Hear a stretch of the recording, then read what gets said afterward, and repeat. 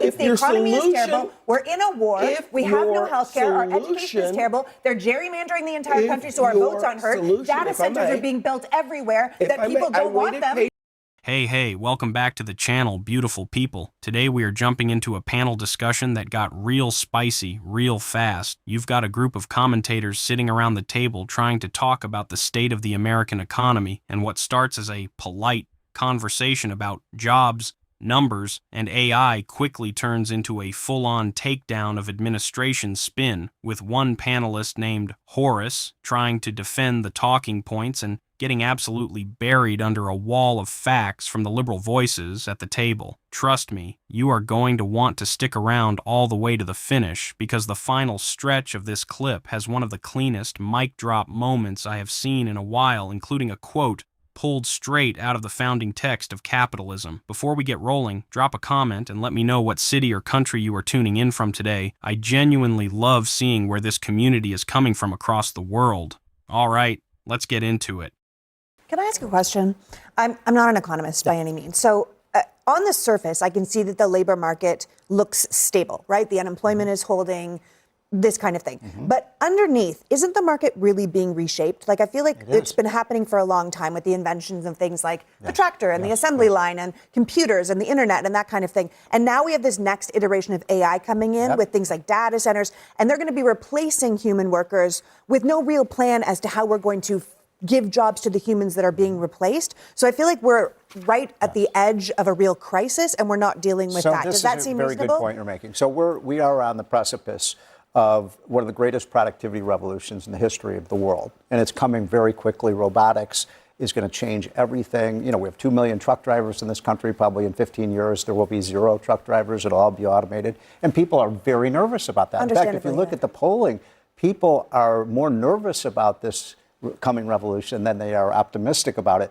The technology companies have done it. They're investing trillions of dollars in this, and they're not asking the American people what they want. Have you noticed what's going on in these communities, Abby? All over the country. People are saying, no, we don't want the data centers. We don't want it. Not asking. They're like, we don't care. They're not listening. Exactly. And I mean, even looking deeply at the job numbers, underemployment is up. I think there's a lot of movement in the economy that is some of it due to AI, but I think people are seeing the writing on the wall. They're experiencing right now their budgets getting stretched, and they feel truly nervous. I think there's a couple of things. I have an AI company, which is so interesting that you asked that question, by the way. So I've hired about 20 or 30 people in the last 4 to 5 months. The scary thing is, when you're talking about AI, is that you're right. When we're looking at some of the actual development that we're doing, we're able to actually have some shortcuts based on artificial intelligence. The other thing, though, that we're finding is we need to hire more people for certain other trades that we're actually finding out, and we can have a whole conversation about it. It's been fascinating for me to run an AI company. The other thing, Stephen, I was thinking about what you said about the jobs. 115,000 feels okay. I also own whiskey distilleries, and we got a 50% tariff on bottles, and we had to raise our prices by $2 per bottle based on some random tariff. But here's the thing. I feel like I'm in 8th grade. And I go to my mom, and I'm like, Mom, I did so much better on my math test today. And she goes, how'd you do, honey? I said, look, a C-. Look at that. And that's what we're getting right now from the White House, right? It's better than the D you were It's better than the D that I usually got because I didn't go to school. I was a vagrant. But anyway, but the thing I'm sorry. But the thing that Stephen said too, you know, that I was thinking about the jobs created in the 16 months since Trump was president. It's 420,000, give or take. I wanted to do a real comparison with Biden. The last 16 months of Biden was 2 million jobs. This right here is the question nobody in power wants to answer honestly. When Abby brought up this idea that underneath the surface, the entire labor market is being reshaped, she touched on something massive that most political shows are too scared to talk about. Because you have to understand, we are sitting at the edge of one of the biggest economic transformations in human history, and the people running this country are pretending everything is fine. And here is what blows my mind. Abby said this: AI is coming in with data centers, replacing human workers, with no real plan for the humans getting replaced. That is the conversation. That is the actual crisis sitting in front of us. And instead, the administration is out here waving a jobs report like a kid showing off a participation trophy. And listen, even the conservative guy on the panel admitted it. He literally said in 15 years there will be 0 truck drivers in this country. 0. 2 million people doing that job today, and his own answer was basically, yeah, it's all getting automated. No plan, no safety net, no retraining program that actually works at scale. Just shrug and move on. Then he goes further and says something that I think every working family in America needs to hear. He said the technology companies are investing trillions of dollars into this, and they are not asking the American people what they want. Communities across this country are standing up saying we do not want data centers in our backyard, eating our water, eating our power grid, and the response is, we do not care. We are building it anyway. That is not a free market. That is a handful of billionaires deciding the future of every worker in this country while the politicians cheer them on. And then Stephen comes in with the comparison that should end the entire debate. He looked at the jobs created in the last 16 months versus the previous administration's last 16 months. 2 million jobs versus 420,000. Let me break down why this matters. That is not a small gap. That is a 5 times difference. And yet the spin machine is out here calling this an economic miracle. So that's where I have this like weird jittery feeling based on sort of the reshaping of the baseline of the American economy, but I'm also looking at the tariffs that our families are still dealing with. My wife is a CEO. We're dealing with glass tariffs, we're dealing with cork tariffs, we're dealing with supply chain issues. We're still dealing with COVID surcharges, right, on some of the actual things that we're getting in our supply chain. So my thing is, we don't see it at a micro level at our distillery. We were 45% down on sales over the last 2 years. 45% in people, but we're up about 38% per ticket, but that's because we upped our prices so gosh dang much people have to spend money. So that's the issue that I'm talking about. It looks like it's a C- when everybody's saying it's an A+ from the administration. Yeah, I mean, most Americans, 64% say the economy right now is weak. They blame Trump, think that his approval ratings on handling of the economy and cost of living are really bargain basement right now. And I don't think the American people are stupid. I don't think that they're misguided. I think they're just telling it like it is for them. Yeah, I mean, look, I think more jobs is great. But like you said, when you leave that job and you go put gas in the car so you can go back to work the next day, and then you go buy groceries and you go home and the kids need new shoes and you need a new washing machine and everything's more expensive because of the war, because of the tariffs, you're not going to be happy. So great, there are more jobs. That is undeniably a good thing, even if it's significantly less job growth than we saw during the last 16 months of Biden's term. It's actually more than 2 million. I know it's like 186,000 on average every month over the last 12 months of his presidency. But that's not making people's lives better. Their quality of life is down, and they know it. I think we should also remember that foreclosures are up. They're through the roof. That same gentleman that was on talking about the economy being so good, he was the one that was just on a couple days ago talking about how high credit card interest rates are coming in. And I'm like, Credit card debt levels, yeah. Let me let Horace have a word. Okay. One observation is that every American is the best judge of how their financial circumstance is. And it is the job of the president, and it is the job of his political opponents to come to those Americans and say, here is what I offer as a way to address your concerns. At present, all we got is orange man bad from the partisan opponents, and then the president bringing a strategy some may argue is a mixed bag. The tariffs maybe aren't. This is the part that I really want you to sit with, because Stephen is not some MSNBC commentator. He is a business owner. He runs whiskey distilleries. He runs an AI company. He is exactly the kind of guy this administration claims to be fighting for. And listen to what he's actually saying. Stephen said his wife is a CEO, and they are dealing with glass tariffs, cork tariffs, supply chain issues, all stacking on top of each other. His distillery is down 45% in sales over the last 2 years. 45%. And the only reason their revenue per ticket looks better is because they had to raise prices on customers who already cannot afford anything.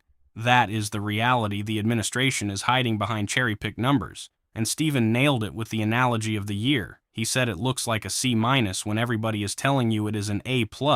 That is exactly what is happening. The White House is grading their own homework and giving themselves gold stars while small business owners are watching their margins disappear. And here is what people do not realize. The female panelist dropped the actual data on this. 64% of Americans say the economy right now is weak. 64%. The approval ratings on cost of living are in the basement. And she said something that really hit me. She said, "I don't think the American people are stupid. I don't think they are misguided. They are telling it like it is for them." That line should be tattooed on the forehead of every political consultant in Washington.